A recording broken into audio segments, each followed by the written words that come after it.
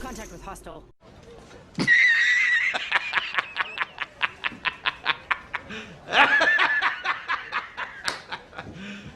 You serious?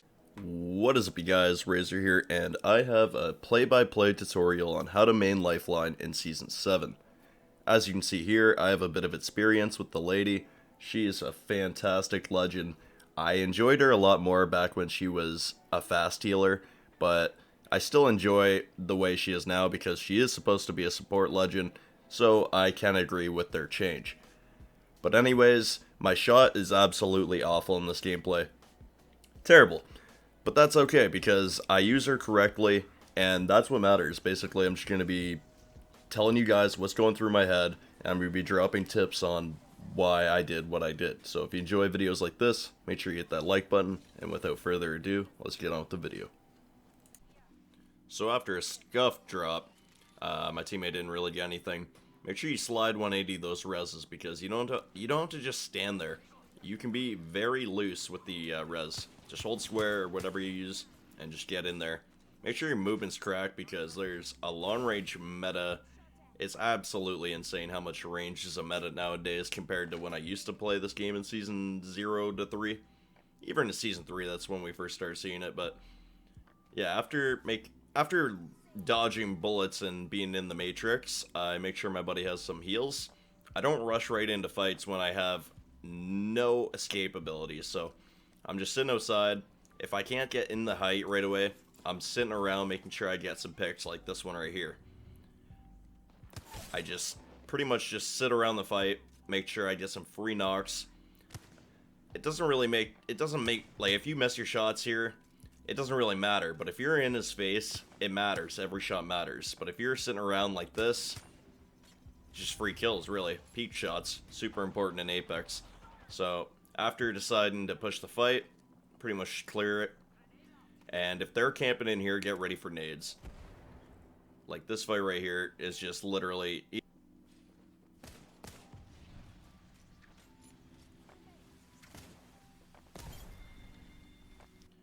So now I want the ultimate height. I want to make sure I get this height. And I don't push all the way up there because I know they're sitting up here. Here's a great way to get to the very top. If you're going for a 20 kill badge or something, I thought these guys were knocked by somebody else that was already dead. So I tried shooting them once, and I thought I would get those free kills. Didn't see that Watson sitting there, and I kind of panicked and whiffed all my shots there. So I have to leave. Make sure I get my heals off. This is pretty much the best reason to play Lifeline now if you're going for a lot of kills. You can heal so fast with that drone. Even though there's no fast heals anymore, it's just one syringe and you basically have a full bar of health and you're good. So same thing pretty much. I just want to fight back for that. I want the height. That's all I worry about, especially in this building. Anything at the rope, you always want to sit on height. Even if you kind of have to camp it.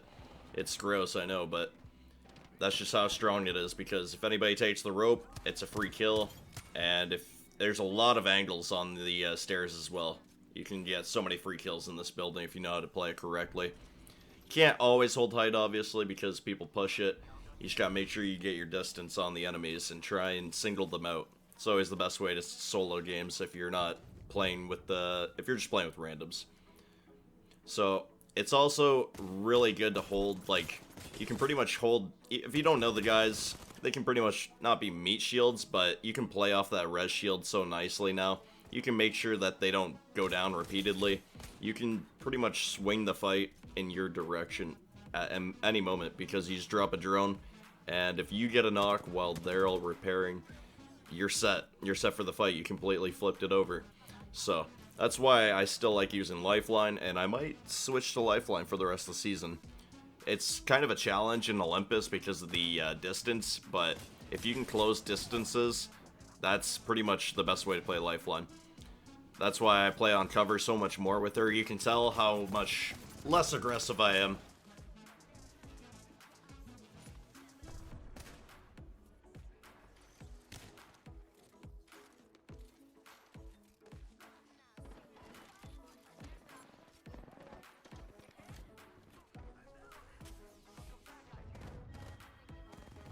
So once we get third partied, same thing again. I'm just sitting on height. And I thought a Pathfinder zipped on me here.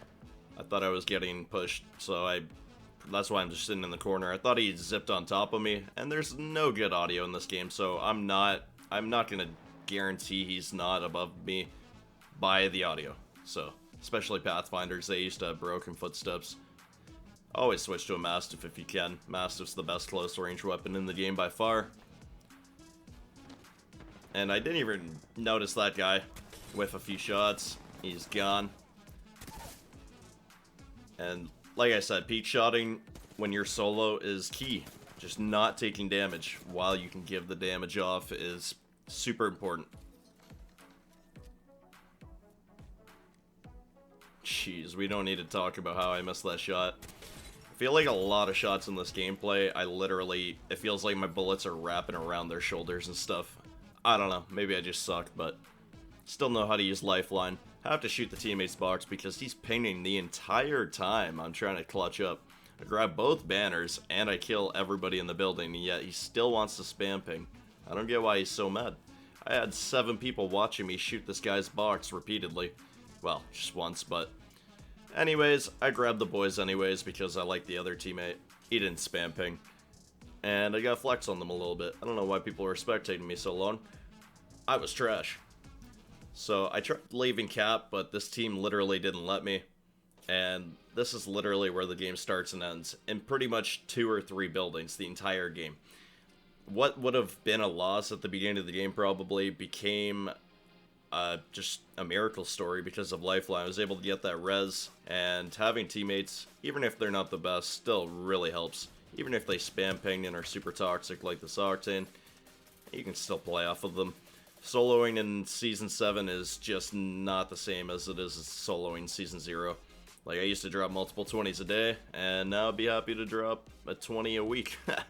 So, pretty much just playing height again. I'm not outside because we are getting absolutely pinched by 2 teams. I don't have an escape ability to go make a play on one of these teams, so pretty much just holding it down. And just, these windows are super useful. If you sit in these windows too long, you'll get melted though, so make sure you're always strafing and stuff. Don't sit in one window for too long. And you gotta really watch this roof, because everybody knows how to climb on this roof right where I'm standing. So that's why I'm switching back and forth, making sure I'm not getting pushed from the more obvious stairs at the bottom. And I'm making sure nobody's climbing up on me. So I'm just running around, making sure that these last 2 teams squeezing me aren't squeezing us. I'm trying to just basically hope for the best that they start third-partying each other.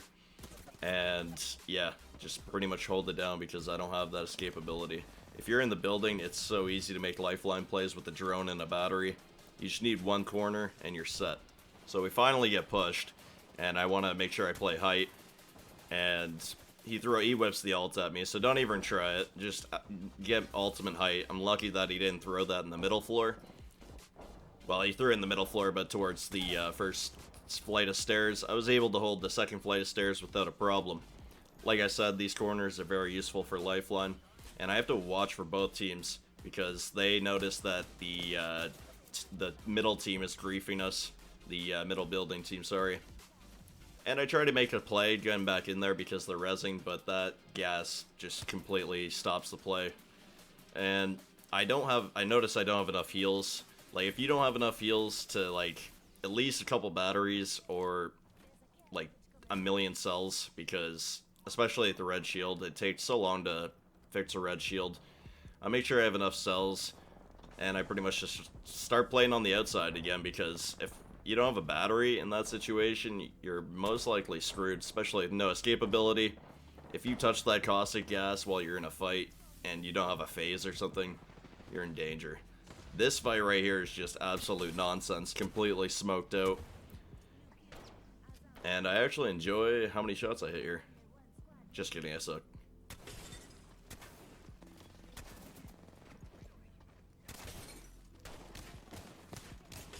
And we pretty much just, instead of getting crunched by 2 teams, let these 2 teams fight instead, and we became the third party. Make sure I get my thirst off. And this Wraith is actually smart because instead of, like, just challenging us, she goes and takes height on the middle building. She's actually doing what a good solo player should do, and she's pretty much just trying to pick us apart. So if you're talking to your teammates, make sure you push them at the exact same time, because smart wraiths like this will pick you off one by one. Fortunately, I had a very easy way to the height, and as soon as I take height, you can see she kind of panics. Because she knows that it's a 1v2 or a 1v3, and one of them has height. I don't know why she does this. She phases at me. I pretty much just maintain the fight.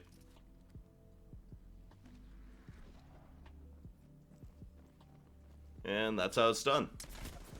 That's how you can solo Lifeline in Season 7. It's more of a safer approach, but at the end of the day, you can still pick up high kills if you play it correctly. Especially if you like long-range weapons, that always helps too. If you learned anything, make sure you hit that subscribe button. I hope you guys enjoyed. I'm out. Peace.